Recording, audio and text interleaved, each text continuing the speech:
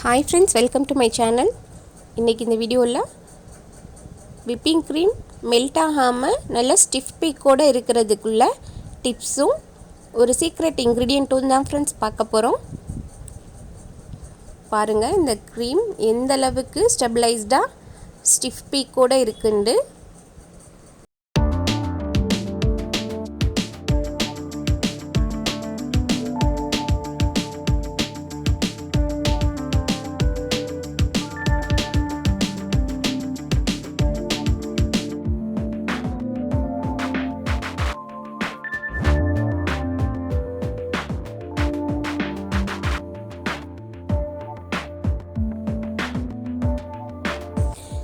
whipping cream எந்த அளவுக்கு ஸ்டெபிலைஸ்டா இருக்குன்னு காமிக்கிறேன் பாருங்க.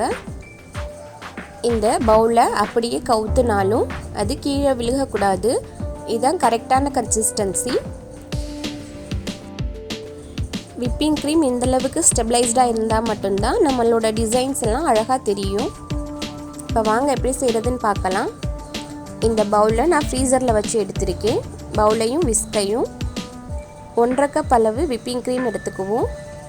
இது 1 கிலோ அளவுள்ள கேக்குக்கு கரெக்டாக இருக்கும்.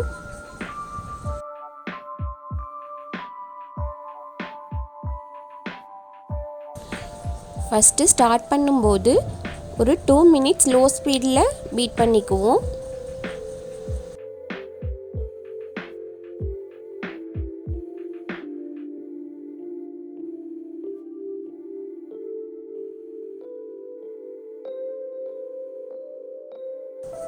டூ மினிட்ஸ் பீட் பண்ணதுக்கப்புறம் கொஞ்சம் கொஞ்சமாக ஸ்பீடை இன்க்ரீஸ் பண்ணிக்கலாம்.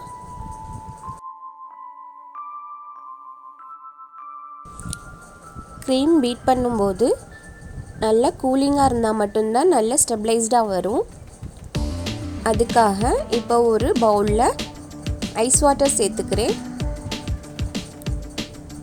அதுக்கு மேலே நம்ம பீட் பண்ண க்ரீமை வச்சு நல்லா பீட் பண்ணிக்குவோம். சீக்ரெட் இன்க்ரீடியன்ட்ஸ் இதுதான் ஃப்ரெண்ட்ஸ். சிட்ரிக் ஆசிட் ஒரு 2 பிஞ்ச் அளவு, 1.5 கப் அளவுக்கு பாருங்கள் நான் எந்த அளவுக்கு சேர்க்குறேன்னு. ரொம்ப கம்மியான அளவு தான் சேர்க்கணும்.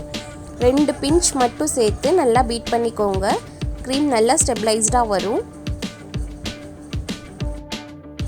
இந்த சிட்ரிக் ஆசிட் சேர்க்கும்போது சம்மரில் கூட க்ரீம் சீக்கிரம் மெல்ட் ஆகாமல் இருக்கும்.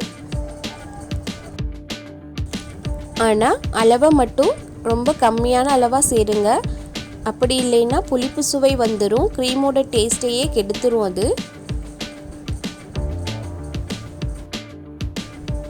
உங்களுக்கு சிட்ரிக் ஆசிட் சேர்க்க விருப்பம் இல்லைன்னா கார்ன்ஃப்ளவர் ஒரு 1.5 டேபிள் ஸ்பூன் சேருங்க, கரெக்டாக இருக்கும்.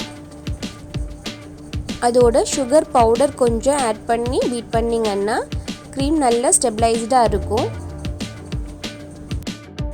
இப்போ பாருங்கள், இதில் நான் எந்த கார்ன்ஃப்ளவரோ சுகர் பவுடரோ சேர்க்கலை. க்ரீம் எந்த அளவுக்கு ஸ்டிஃப் பீக்கோடு இருக்குன்னு பாருங்கள்.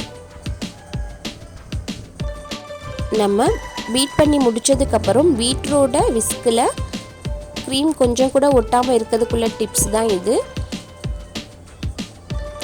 பீட்ரை ஆன் பண்ணிக்கிட்டே கொஞ்சம் கொஞ்சமாக ரைஸ் பண்ணிங்கன்னா பீட்ரோட விஸ்கில் பாருங்கள் கம்மியான அளவு தான் க்ரீம் ஒட்டி இருக்கு. இதை ஈஸியாக க்ளீன் பண்ணிடலாம், வேஸ்ட்டாகவும் ஆகாது. க்ரீம் நல்லா ஸ்டிஃபாக இருக்குது. இதை நான் உங்களுக்கு ஒரு பைப்பிங் பேக்கில் போட்டு காமிக்கிறேன்.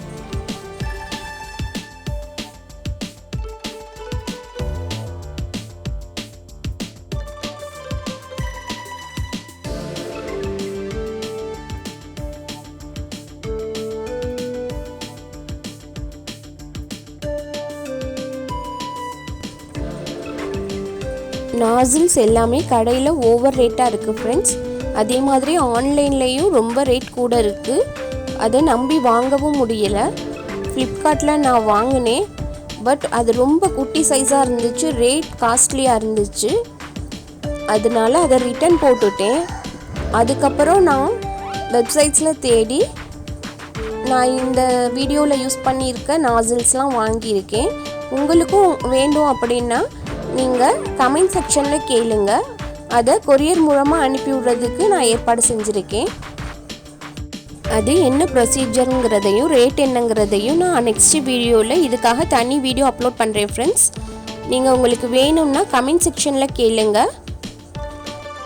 என்னென்ன டிசைன் நாசில்ஸ் கிடைக்கும், இன்னும் கேக் சம்மந்தப்பட்ட என்னென்ன பொருள் கிடைக்குங்கிறதையும், கிச்சன் கேஜெட்ஸ் ரொம்ப கம்மி விலையில் என்ன கிடைக்குங்கிறதையும் நெக்ஸ்ட் வீடியோவில் சொல்கிறேன்.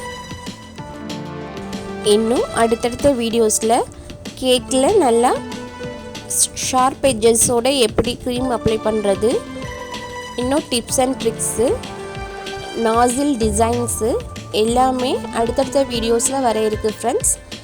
நம்மளோட சேனலை சப்ஸ்கிரைப் பண்ணி கூடவே பெல் பட்டனையும் கிளிக் பண்ணிக்கோங்க. அப்போ தான் நான் போடுற வீடியோஸ் உடனுக்குடன் உங்களுக்கு வந்து சேரும்.